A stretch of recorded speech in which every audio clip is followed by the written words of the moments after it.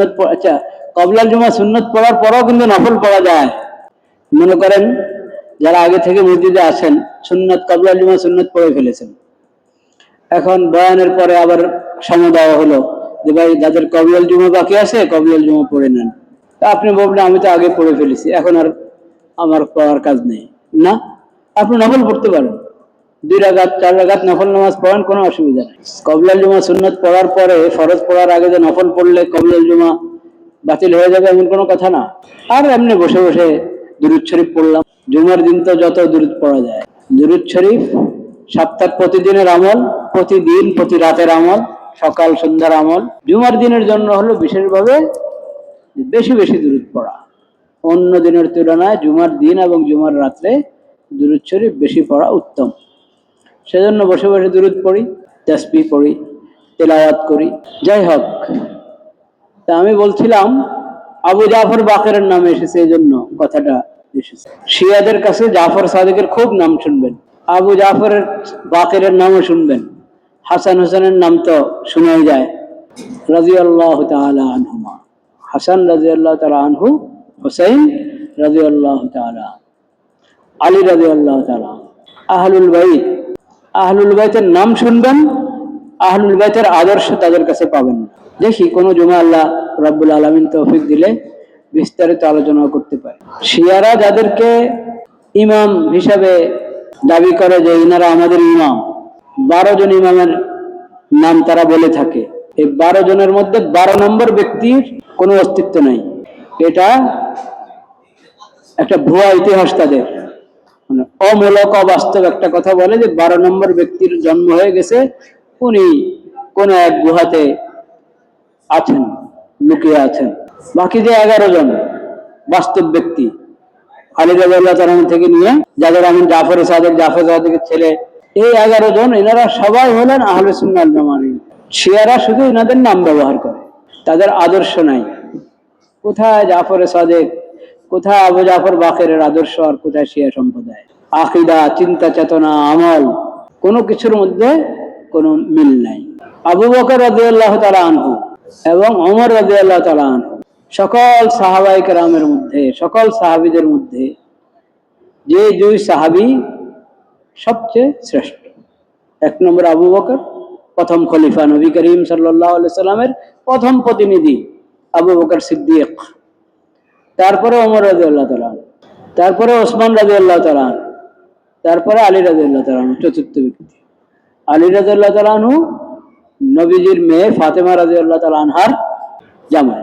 আলী রাদিয়াল্লাহু তাআলা আনহু হযরত আবু বকরের সম্মান করতেন, ওমর রাদিয়াল্লাহু তাআলা সম্মান করতেন, ওসমান রাদিয়াল্লাহু তাআলা সম্মান করতেন। ইসলামী খেলাফত পরিচালনার ক্ষেত্রে আলী রাদিয়াল্লাহু তাআলা সব সময় আবু বকর রাদিয়াল্লাহু তাআলার সঙ্গ দিয়েছেন, ওমর রাদিয়াল্লাহু তাআলার সঙ্গ দিয়েছেন, ওসমান রাদিয়াল্লাহু তাআলার সঙ্গ দিয়েছেন। শিয়া সম্প্রদায় আবু বকর, ওমর, ওসমান কাউকে মানে না, সবাইকে অবজ্ঞা করে, তাচ্ছিল্য করে, গালমন্দ করে। তাদের অনেকে, শিয়াদের অনেকে ইনাদেরকে মুসলমান হিসেবেই মানে না, বলেন নাউজুবিল্লাহ। তো তুমি আলী রাদিয়াল্লাহু তাআলাকে কি মানলা? হযরত হাসান হোসেন কিভাবে গ্রহণ করেছিলেন এই 3 সাহাবীকে, এই 3 খলিফা আবু বকর, ওমর, ওসমান? আবু জাফর বাকের কিভাবে গ্রহণ করেছিলেন? জাফর সাদিক কিভাবে গ্রহণ করেছিলেন? তোমরা কোন রাস্তায় আছো? কিন্তু দেখবেন আপনি ডাক্তার, আপনার কি বলে ডাক্তারের সাথে সহযোগী যারা থাকে, সে দেখবেন হয়তো শিয়া মতবাদ গ্রহণ করে বসে আছে, আপনাকে উপদেশ দিয়ে দিয়ে নাউজুবিল্লাহ, কুমন্ত্রণা দিয়ে ওইদিকে ধাবিত করার চেষ্টা আছে। বড় অফিসের মধ্যে দেখবেন বসের অধীনে এরকম কিছু লোক থাকবে, বসকে আস্তে আস্তে ঘুরায়, বাতিল দাওয়াত নিয়ে ঘুরে, দোকানে দোকানে ঘুরে, যত ব্যবসায়ী সমিতি আছে এই সমিতি সে সমিতি দেখবেন 1-2 জন থাকবে এরকম বাতিল ফেরকার, তারা অন্যদেরকে মিষ্টি মিষ্টি কথা বলে বলে তাদের ঈমান আমল বরবাদ করে। লয়ারদের মধ্যে একজন কাদিয়ানি, বস আস্তে আস্তে অন্যদেরকে চুপচাপে কাদিয়ানি বানাচ্ছে, কারো কোনো খবরে নেই। ভার্সিটিতে একজন লেকচারার কেমনে বক্সিবাজার গিয়ে বায়াত হয়ে কাদিয়ানি হয়ে এসেছে, ও বরবাদ করছে অন্যদেরকে। বাতিল ফিরকার লোকেরা, এমনকি বেঈমান লোকেরা মানুষের আকীদা নষ্ট করে, ঈমান নষ্ট করে, আমরা উদাসীন, বেখবর, আমাদের খবর নেই। এই যে উদাসীনতা, অসচেতনতা, এটা মুমিনের কাছে কখনো কাম্য না। মুমিনকে সচেতন হতে হবে, সজাগ হতে হবে। তোমার পরিবারের লোক, তোমার ঘরের লোক, তোমার কোম্পানির লোক কাদিয়ানি হয়ে যাচ্ছে, আর ঘোষিত কাদিয়ানি কোম্পানি তো আছেই। পান আরএফএল আছে না, কাদিয়ানি না তারা? তাদের তাদের আপনাদের আপনারা যারা মুসলমান, মুসলমানদের দোকানে তাদের পণ্যের অভাব আছে? এটা কি একটু একটু আপনাদের ইমানকে নাড়া দেয় না? একটু একটু ইমানকে নাড়া দেওয়া উচিত না? কিভাবে আরএফএল এর লোটা আপনার হাম্মামে থাকে, আপনার অজুখানে থাকে আরএফএল এর লোটা, আপনার ওয়াশরুমে আরএফএল এর লোটা থাকে কিভাবে? আপনার বাবুরা কোনো কিছু খাবে, বাস মজা খাবে, আর দোকান থেকে এনে দিচ্ছেন সব পানের জিনিস। ইফতার করছেন, আপনার দস্তরখানা পানি, পানের পানি, আপনার দস্তরখানে পানের সামান। আপনি বলছেন আল্লাহুম্মা লাকা সুমতু আলা রিজকিকা আফতারতু, এই দোয়া পড়ছেন, আল্লাহ তোমার জন্য রোজা রেখেছি, তোমার নামে ইফতার করছি। তো আল্লাহর নামে ইফতার করছেন আল্লাহর দুশমনদের সামান দিয়ে। এই দোয়া আল্লাহর নবী আপনাকে শিখিয়েছেন, খাতামুন নবীন হযরত মুহাম্মদ মুস্তাফা সাল্লাল্লাহু আলাইহি ওয়াসাল্লাম। এই আখিরি নবীর শিখানো এই দোয়া পড়ছেন ইফতারের সময়, ইফতার গ্রহণ করছেন আল্লাহর নবীর দুশমন, ইসলামের দুশমন, আল্লাহর দুশমনদের তৈরি করা তাদের ব্যবসায়ী পণ্য দিয়ে, যাতে তাদের ব্যবসা মজবুত হয় আর মুসলমানদের ব্যবসা দুর্বল হয়। কোথায় আমাদের ঈমান? যাই হোক, আবু জাফর বাকির মনে আছে কোথেকে কথা এসেছে? আবু জাফর বাকির রহমতুল্লাহ আলাইহি, ইমাম আবু হানিফা রহমতুল্লাহর ওস্তাদ। ইমাম আবু হানিফা রহমতুল্লাহর শায়েখদের মধ্যে একজন আবু জাফর বাকির, এবং তার ছেলে জাফরে সাদিক ইমাম সাহেবের সমবয়সী, কিন্তু ইমাম সাহেব তাকেও ওস্তাদের মতো সম্মান করতেন। ইমাম আবু হানিফা রহমতুল্লাহ, আবু জাফর বাকির রহমতুল্লাহ বর্ণিত এই হাদিসটি, মান আতা আলাইহি শাহরু রমাদান সহিহান মুসলিমান সামা নাহারাহু ওয়া সাল্লা বিরদাম মিন লাইলিহি ওয়া গাযযা বাসারাহু ওয়া হাফিযা ফারজাহু ওয়া লিসানাহু ওয়া ইয়াদাহু ওয়া হাফাযা আলা সালাতিহি মাজমুআতান ওয়া বাক্কারা ইলা জুমআহি ফাকাদ সামা আশ-শাহরা ওয়াস্তাকমালা আল-আজরা ওয়া আদরাকা লাইলাতাল কদর ওয়া ফাযা বিজাইদাতির রাbb। ইমাম ইবনে আবি দুনিয়া, মুহাদ্দিস ইবনে আবি দুনিয়া রহমতুল্লাহ আলাইহি ফাযাইলুর রমাদান কিতাবে এই বর্ণনাটি এনেছেন। এতে বলা হয়েছে, যে ব্যক্তি, যে মুসলিম রমজান মাস পেল, দিনে রোজা রাখলো, রাত্রে ওজিফা পুরা করলো। রাত্রে ওজিফা কি করলো? এই ওজিফা কি? ওজিফা কি জিনিস? ওজিফার অনেক বইপত্র দোকানে পান আপনারা। হ্যাঁ, ওজিফা বললে মানুষ বুঝে যে কিছু দোয়া দুরূদ পড়া। এবং ওজিফা নামে বইপত্রগুলোর মধ্যে বেশিরভাগ বাজারে মানুষ যেসব প্রকাশক দায়িত্বশীল না, দায়িত্ববোধ নাই যে প্রকাশকদের মধ্যে, দায়িত্বহীন প্রকাশক যারা, ওরা অনির্ভরযোগ্য অনেক ওজিফার বই ছাপায়, আর যে যেটা পায় ওটা নিয়ে পড়তে থাকে। আজকে ওজিফার অর্থ শোনেন ভালোভাবে। আরবি শব্দ হলো উইরদ, এবং ওজিফাও কিন্তু আরবি শব্দ। এখন তো বাংলা এমন ব্যবহার হয় যে সবাই বুঝে, মূলত ওজিফা শব্দটা আরবি, একই অর্থে। বিরদুন, ওজিফা এবং হিজ, তিনটা শব্দ কাছাকাছি অর্থে। যে আমল নিয়মিত করা হয়, যে আমল নিয়মিত করা হয়, ছাড়া হয় না, ওটাকে বলে ওজিফা, ওটাকে বলে উইরদ, ওটাকে বলে হিজ। নিয়মিত করা হয়। কেন নিয়মিত করা হয়? ফরজ, ছাড়াই জানা হারাম, ছাড়লে হারাম হবে, কবিরা গুনাহ হবে, আদায় করা ফরজ, এই জন্য কখনো ছাড়া হয় না। এটা হলো সবচেয়ে বড় ওজিফা। হ্যাঁ, পালন করা ওয়াজিব, ছাড়া যায় না, এটাও ওজিফা। সুন্নতে মুআক্কাদা, ছাড়া যায় না, সুন্নতে মুআক্কাদার ব্যাপারে অবহেলা করা অন্যায়, এটাও ওজিফা। আর আরেকটা হলো নফল, মুস্তাহাব, করলে সওয়াব, ছুটে গেলে গুনাহ নাই। কখনো ছুটে গেলে কি নাই? গুনাহ নাই। করলে সব, ছুটে গেলে গুনাহ নেই, এটা নফল। কিন্তু আমি সবের আশায় এই নফলটা নিয়মিত করি, ছাড়ি না। যদিও মাঝে মধ্যে ছেড়ে দেওয়া যায় বা না করা যায়, যেহেতু নফল, কিন্তু আমি নেক কাজ যতই করতে পারি ততই লাভ। এবং নেক কাজের একটা নিয়ম এটাও যে যতটুকু করো নিয়মিত করো। যদিও এটা নফল, না করলে গুনাহ নাই, ছেড়ে দিলে গুনাহ নাই, কিন্তু করছি তো সওয়াবের জন্য, করছি আল্লাহকে খুশি করার জন্য, আখিরাতের ভান্ডার ভারী করার জন্য। তাহলে আমি করব এবং নিয়মিত করব। ফরজ ওয়াজিব সুন্নত মুআক্কাদা তো নিয়মিত করার বিধান, এটা নফলের মধ্যে নিয়মিত করার বিধান নাই, ছাড় আছে। কিন্তু আমি ওই ছাড়ের জায়গায় নিয়মিত করি কিসের জন্য? আমার কবরের জন্য, আখিরাতের জন্য। কারণ অজান্তে কত গুনাহ করে ফেলছি, এগুলোর কাফারা এই সব নফলের দ্বারা হয়ে যাবে। সেজন্য এই নফলগুলো আমি করি এবং নিয়মিত করার চেষ্টা করি। এটা হলো আসল ওজিফা। এটা কি ফরজ ওয়াজিব সুন্নত মুআক্কাদা, এগুলো তো বড় ওজিফা। আসল ওজিফা কি জন্য? যেটার মধ্যে আমার ছেড়ে যাওয়ার অবকাশ আছে কিন্তু আমি ছাড়ি না। বুঝেন নাই? যেটাতে ছাড়ার অবকাশে নাই, ওটাতে আমি ছাড়বো কিভাবে? ওটা তো করতে হবে, করতে বাধ্য আমি শরীয়তের দিক থেকে।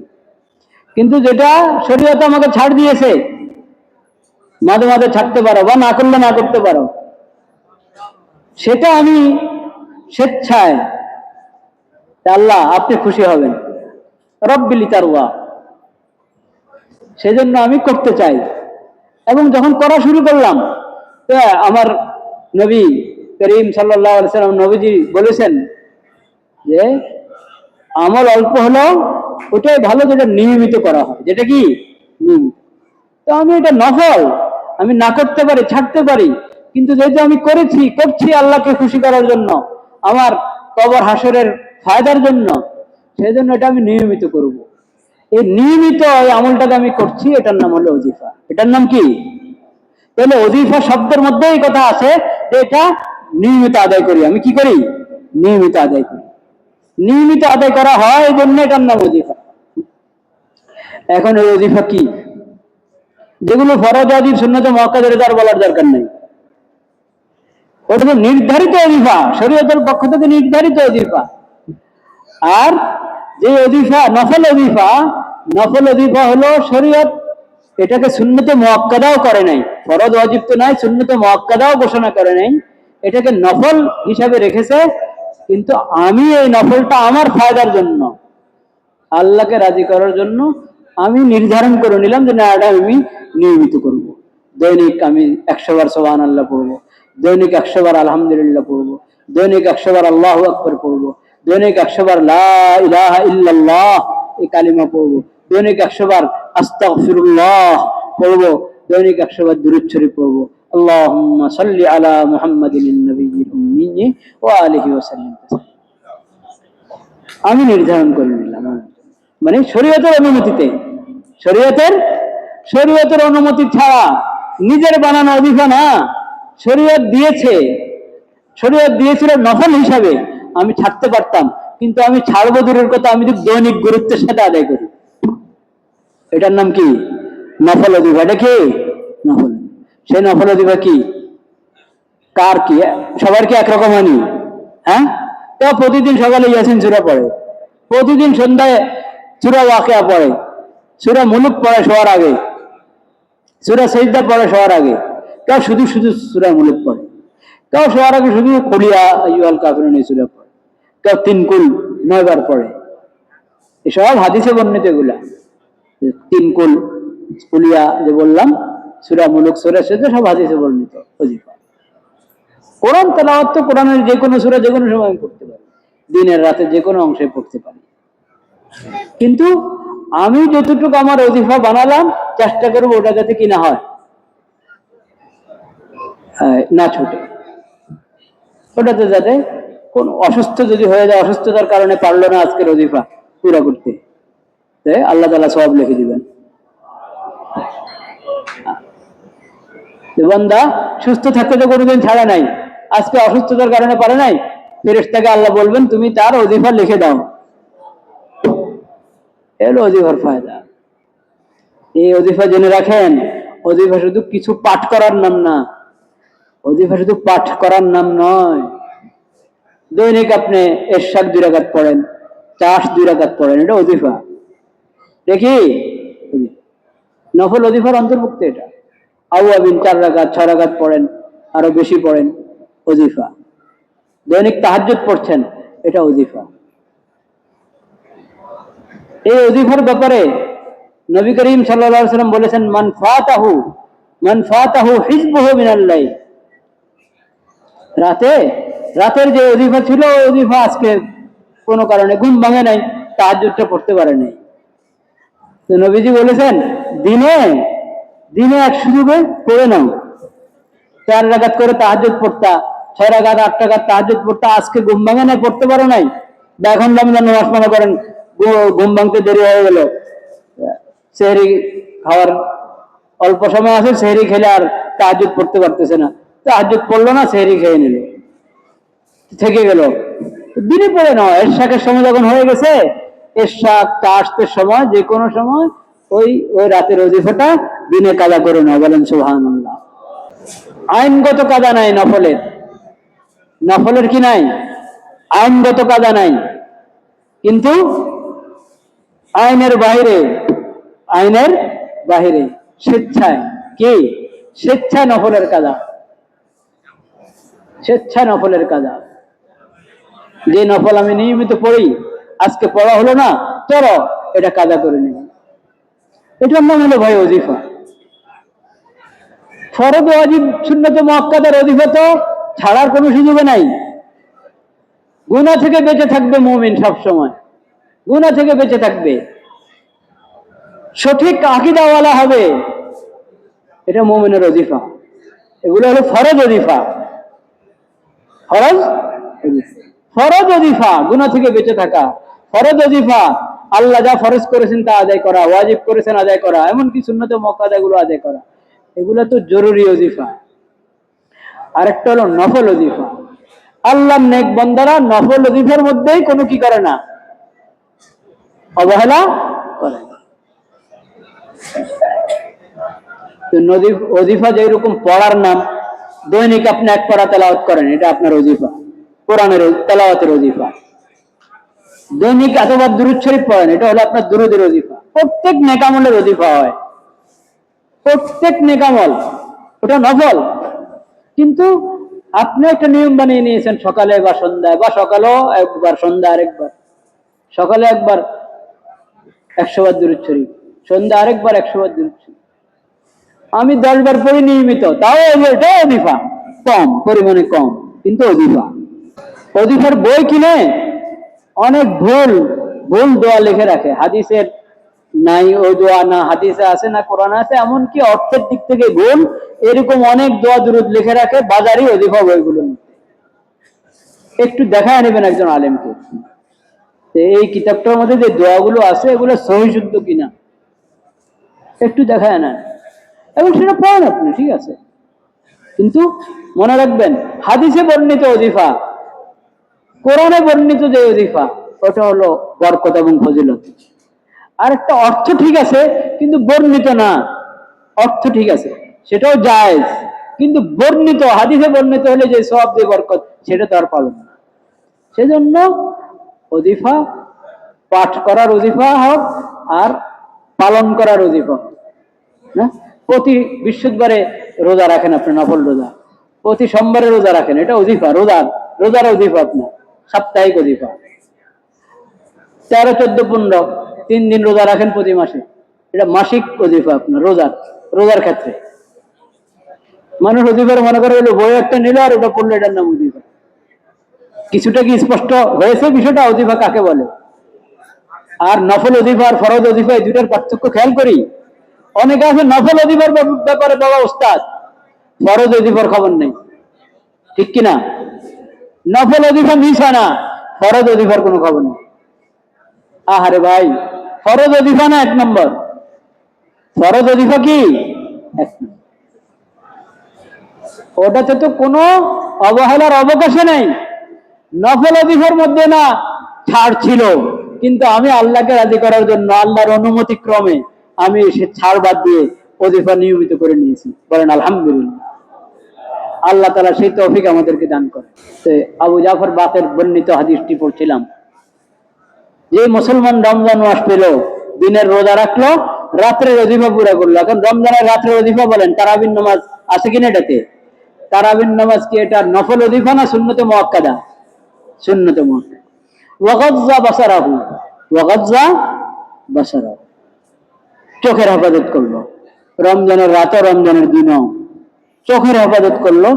চোখ নিচা, হাঁটার সময় চোখ নিচের দিকে, বসে আছি বাসে, বসে আছি গাড়িতে, চোখ নিচের দিকে। খামাখা কেন ডানে বামো সামনে খালি তাকাইতে থাকবো? খামাখা তাকাতে গেলে তো অপ্রয়োজনীয় জিনিসের উপরে নজর পড়তে পারে, অন্যায় নজরের অন্যায় ব্যবহার হতে পারে, যেদিকে তাকানো গুনাহ এমন কিছু নজরে পড়তে পারে। এখন তো মানে নজর নষ্ট করার জন্য, দৃষ্টির গুনার জন্য চারপাশের সরঞ্জামের কোনো কি শব্দ বলবো, কোনো অভাব আছে নাকি? বিজ্ঞাপনের ফরমার রাস্তার পাশে। আরে বিজ্ঞাপনের মধ্যে কেন ছবি দিয়ে রাখবে? আমাদের মা বোনের ছবি কেন বিজ্ঞাপনে? আমাদের মা বোনদের ছবি বিজ্ঞাপনে থাকবে কেন? তারা নিজেরাও যদি চায় দিতে, তো তুমি কেন অসম্মান করবে তাকে? নারীবাদীরা কোনোদিন প্রতিবাদ করে এটার উপর? প্রতিবাদ করা উচিত কিনা? উচিত। বিজ্ঞাপনের মধ্যে কেন তাদের ছবি থাকবে? তাদেরকে পণ্য হিসাবে কেন ব্যবহার করবে?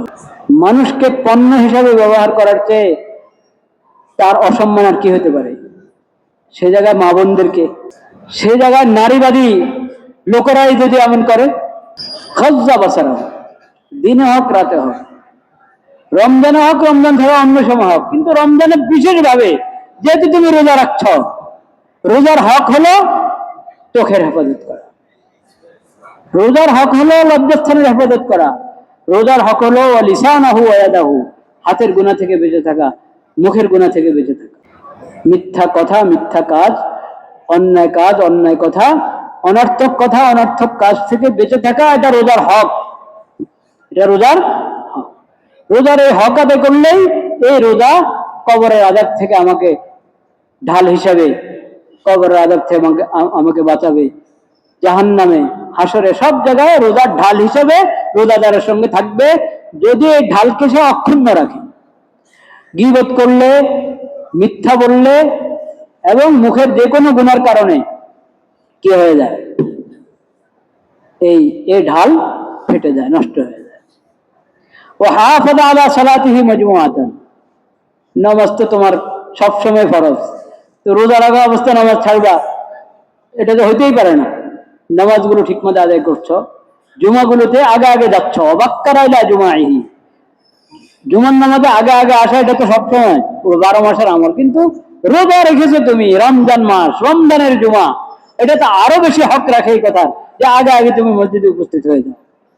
এইভাবে রমজানের রোজা যারা রাখবে, রমজান মাসের হক আদায় করবে, ফাকাত সামা শাহরা। এটা কেন বলে যে রমজানের রোজা রাখলো? এটাকে বলা হয় যে রমজানের কি রাখা হয়েছে? রোজা রাখা হয়েছে। ওয়াস্তাকমালাল আজরা, পূর্ণ সওয়াব তুমি পাবে। ওয়া আদরাকা লাইলাতুল কদর, এবং এই রমজানে তুমি লাইলাতুল কদর অবশ্যই পেয়ে যাবে। লাইলাতুল কদর তোমার মিস হবে না, শবে কদর কি হবে না? মিস হবে না। তুমি এত গুরুত্ব দিয়েছো রমজানের হক, এত মজবুতির সাথে আদায় করেছো, আল্লাহ রাব্বুল আলামিন তোমাকে লাইলাতুল কদর পাইয়ে দিবে। ওয়াফাযা বিজাইদাতির রব, রমজান, লাইলাতুল কদর এবং ঈদের রাতের, পুরো রমজান মাসের আল্লাহ রাব্বুল আলামিনের পক্ষ থেকে যে পুরস্কার, ঘোষিত অঘোষিত যাবতীয় সকল পুরস্কার এমন রোজাদার পেয়ে যাবে যে রোজার মাসের এবং রোজার এমন ভাবে হক আদায় করছে। আল্লাহ তাআলা সেই তৌফিক আমাদেরকে দান করেন। ঠিক আছে, 1:10-এর চেয়ে আরেকটু বেশি হয়ে গেছে। আজকে এতটুকু থাকলো।